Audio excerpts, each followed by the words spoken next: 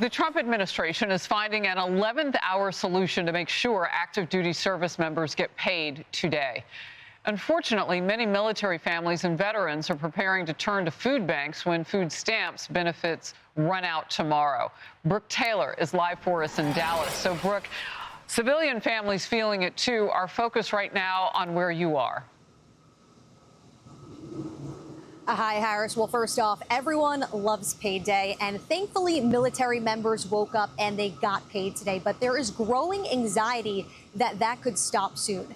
The Armed Services YMCA is seeing a massive surge right now as many troops brace for the possibility of not getting paid. Lines stretch outside of a food pantry we visited in Killeen, Texas, right near Fort Hood, with soldiers, their families, and young children waiting for those doors to open. The CEO of the national nonprofit says demand at these pantries has jumped 30 to 70% since the government shutdown started.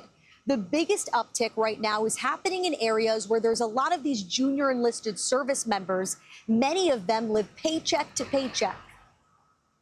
Many folks are deployed right now overseas from Fort Hood and from other locations. And the last thing you want to have when you're deployed overseas is be worrying about the next paycheck and how do you take care of your family who are back wherever they live in the U.S. The CEO says the majority of service members are motivated to serve their country and make a difference, not by money. In fact, many families are struggling already. Check this out. The starting base salary for an entry-level soldier is just over $25,000, and a 6-year staff sergeant makes less than $50,000, not including bonuses and other benefits. Well, the Trump administration tapped into different funding streams to make sure that all troops got paid today. But there is uncertainty about how long that's going to last, and Republicans are blaming Democrats.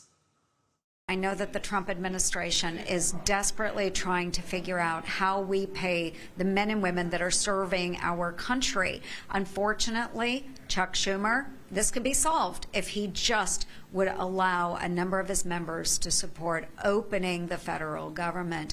But he's so scared of primaries from the far left that he is willing to hold not just our service members, but the American people hostage. And thousands of active service members also depend on food programs like SNAP that are set to run out tomorrow, Harris. All right, Brooke, thank you very much. You have served. You know, I'm the child of a military officer, a combat pilot.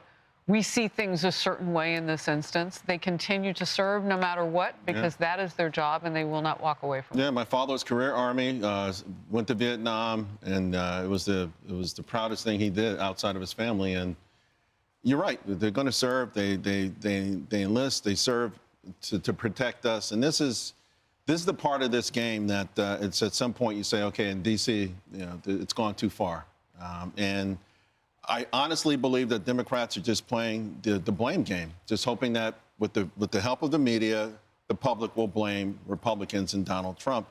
And I think that's unfortunate now that especially it widens out and starts to affect a lot of people beyond non-essential workers.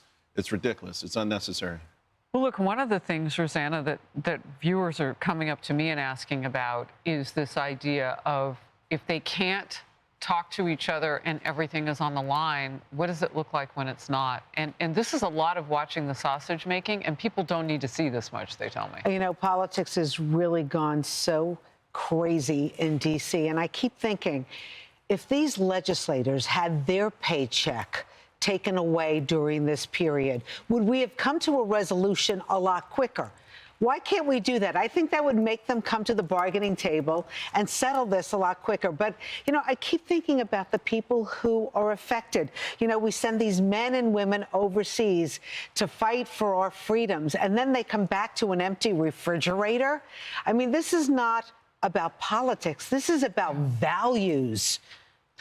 It's terrible what's going on. I want to keep it there. When this came up at Sean Hannity's town hall last night, he looked at me and he looked at the audience and he said, we should all go out this weekend and help. You know, Table to Table is large in our state, but there are food pantries and banks across the country that they're amazing organizations and they can do so much. And any kind of way that we can help in this point, We grew up on military posts. We know we jump in.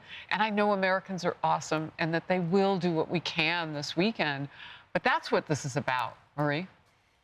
I mean, so let's talk about SNAP. I agree with you, actually, Harris. I think people should spend this weekend. Everyone's going to go trick-or-treating tonight, give out candy, like actually go help in your community. But on SNAP, the administration currently holds about $5.5 billion in the SNAP contingency fund that covers just about half of November's benefits. So it is clear that Republicans and Democrats are not going to agree on something in the next 24 to 48 hours. The Trump administration today could use those contingency funds, like have been used in the past, to make sure that people don't go hungry. They could do that today. The second thing I would say about SNAP, when you realize how many Americans rely on it for their monthly, weekly, monthly food bills. 42 million. That is also incredibly depressing to me, that inflation is still too high, food is still too expensive. People are relying on this government program, which I think is a fantastic program, but the goal should be to continue growing the middle class to get inflation down so people don't rely on a government benefit. And that's not happening right now. So look, Democrats... Well, that wasn't happening in the last 4 years Democrats have said anytime, any place, they will negotiate with Trump and the White House and congressional Republicans to reopen the government.